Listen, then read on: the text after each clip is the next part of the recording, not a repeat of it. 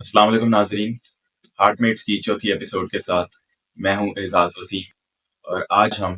Diabetes اور آپ کی اس ایپیسوڈ میں پروفیسر ڈاکٹر طارق وسیم سے ڈائبٹیز کی تشخیص کے بارے میں کچھ مزید معلومات جانیں۔ ڈاکٹر صاحب، یہ بتائیے گا، جو گلوکوز پہ لا کر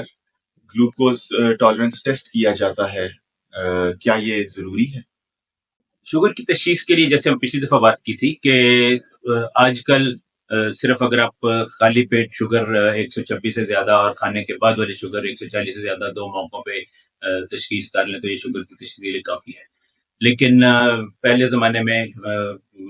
گلوکوز ٹالرنس ٹیسٹ کیا جاتا تھا، جس میں آپ 75 گرام گلوکوز کو پانی میں حل کر کے پلاتے تھے اور پھر ہر آدھے گھنٹے کے بعد 4 لیول 2 گھنٹے تک طے کرتے تھے اور اس میں دیکھتے تھے کہ شوگر لیول کہاں تک۔ تو اس کی ضرورت اہمیت اس حوالے سے ہے کہ جن لوگوں کو صرف فاسٹنگ ہائپر گلائسیمیا آ رہا ہے یا فاسٹنگ لیول، جس کو ہم نے last time impaired fasting glucose کہا تھا، یا ہم نے ایک اور term impaired glucose tolerance use کی تھی، تو ان لوگوں میں کہ اگر ایک اسٹینڈرڈ گلوکوز دے کے شوگر لیول اگر 2 گھنٹے میں چیک کریں 200 سے زیادہ آ جاتا ہے تو ان لوگوں کو شوگر ہے، ورنہ عمومی طور پہ ہم رینڈم شوگر یا چیک کرتے ہیں تو۔ لیکن اس ٹیسٹ کی اہمیت ایک اور حوالے سے ہے، اور وہ ہے جس کو ہم جسٹیشنل ڈائبٹیز کہتے ہیں، یا پریگنینسی یا حمل کے دوران کی شوگر۔ اس کے اندر ہم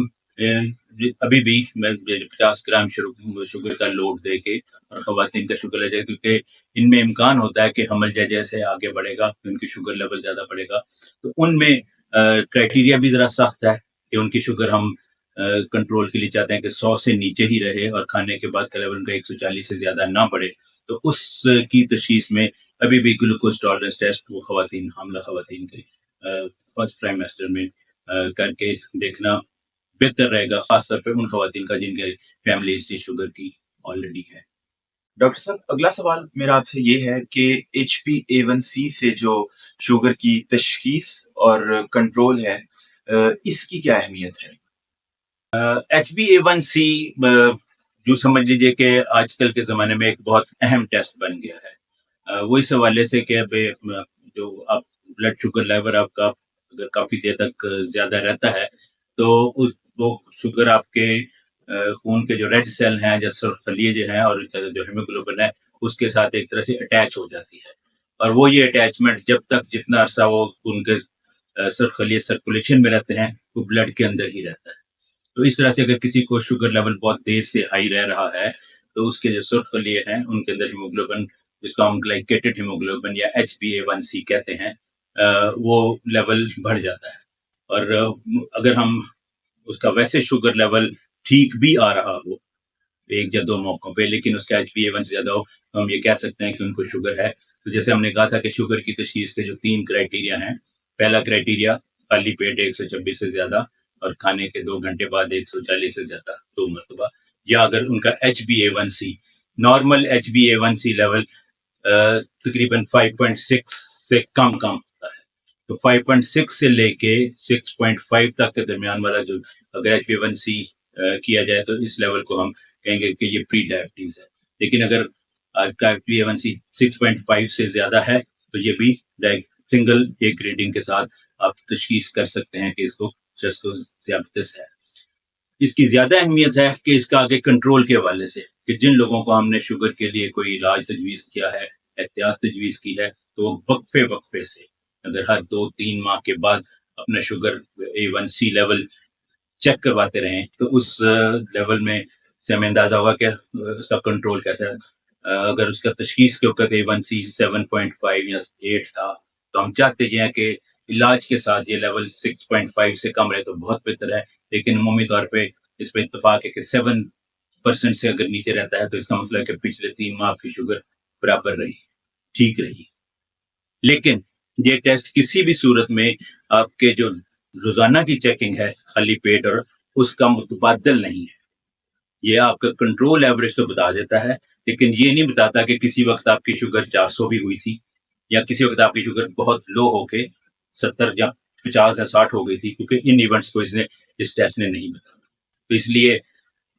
تینوں ہی چیزوں کی اپنی اپنی جگہ پہ اہمیت ہے۔ اسی طرح سے گلوکوز ٹالرنس ٹیسٹ کا ہم نے والے سے ہم نے بات کی تھی کہ تشخیص میں گیسٹیشنل ڈائبٹیز کی وجہ سے خاص طور پہ اس کی اہمیت ہے، لیکن یا ان لوگوں میں جن میں امپیئرڈ فاسٹنگ گلوکوز ہے تو اس میں ہم کنفرم کرنا چاہتے ہیں کہ شوگر ہے تو نہیں، تو اس میں گلوکوز ٹالرنس کروایا جا سکتا ہے۔ ڈاکٹر صاحب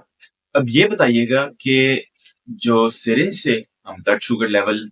مانیٹر کرتے ہیں، وہ جس کا بلڈ سیمپل لیا جاتا ہے، اس کے علاوہ جو دوسرا طریقہ ہے گلوکومیٹر سے شوگر چیک کرنا، تو ان دونوں کے نتائج میں کوئی فرق ہے؟ ظاہر ہے گلوکومیٹر کے ساتھ جو ٹیسٹ کرنا ہے وہ آسان بھی ہے، اس میں آپ کا صرف ایک قطرہ خون، بلکہ بعض تو ایون قطرہ بھی نہیں، جو نئے گلوکومیٹر ہیں وہ جسٹ ایک کیپلری سے ذرا سا بلڈ سک کر لیتے ہیں، تو اس کے ذریعے بہت آسانی ہو گئی ہے۔ جب بلڈ سیمپل کے ذریعے لیتے ہیں تو کم از کم 3 سے 5 سی سی بلڈ کی مقدار کی ضرورت ہوتی ہے۔ اب فرق ان دونوں میں اس طرح سے ہے کہ جب آپ کیپلری سے چیک کر رہے ہیں تو آپ ہول بلڈ،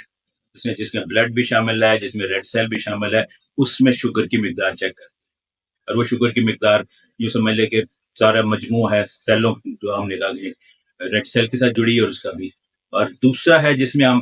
بلڈ کا سیمپل لیتے ہیں، اس کو سینٹریفیوج کرتے ہیں، اسپن کرتے ہیں، سیرم یا پلازما علیحدہ کرتے ہیں، وہ پلازما شوگر ہوتا ہے۔ اب پلازما شوگر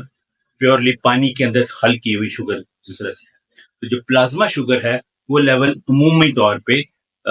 تقریباً 10% زیادہ ہوگا بنسبت کیپلری والے بلڈ سے۔ مثال کے طور پہ اگر آپ نے گلوکومیٹر سے شوگر چیک کی ہے وہ 100 ہے، اور اگر آپ وہی سیمپل لیب سے پلازما شوگر چیک کریں گے تو وہ 110 ہو سکتا ہے، 115 ہو سکتا ہے۔ یہ مطلب اتنا اسٹینڈرڈ ڈفرینس نارمل ہے۔ سو اکثر لوگوں کو یہ جیسے شک رہتا ہے کہ جو وہ کیپلری کے ذریعے چیک کرتے ہیں وہ شاید ان کی شوگر کم بتا رہا ہے یا زیادہ بتا رہا ہے، تو اس میں اتنا سا فرق ہے۔ اور اسی طرح سے وقفے سے ایک سیمپل جیسے آپ لیبارٹری میں دیں اور دوسرا سیمپل گلوکومیٹر سے چیک کریں تو اس کے درمیان میں تھوڑا سا فرق ہو سکتا ہے۔ وہ فرق ایک تو 10% کم نکل کے ویسے ہی ہوگا، لیکن پروسیسنگ میں کتنی دیر وہ بلڈ سیمپل پڑا رہا، کس طرح سے رہا، تو اکثر لوگ یہ آ کے کہتے ہیں کہ ہم نے گلوکومیٹر سے چیک کی گھر پہ تو یہ تھی، جا کے لیبارٹری سے چیک کروایا تو یہ تھا، تو اتنا آپ سمجھ لیں کہ 5-10% کے جو فرق ہے اس کو آپ کو ذہن میں رکھنا چاہیے۔ سو گلوکومیٹر سے جو ہے وہ 10% کم ہوگی، اور وہ جو آپ کا پلازما شوگر ہے 10% 15% زیادہ ہو سکتا ہے۔ بہت شکریہ ڈاکٹر صاحب، اور مزید جاننے کے لیے دیکھتے رہیے یوٹیوب پر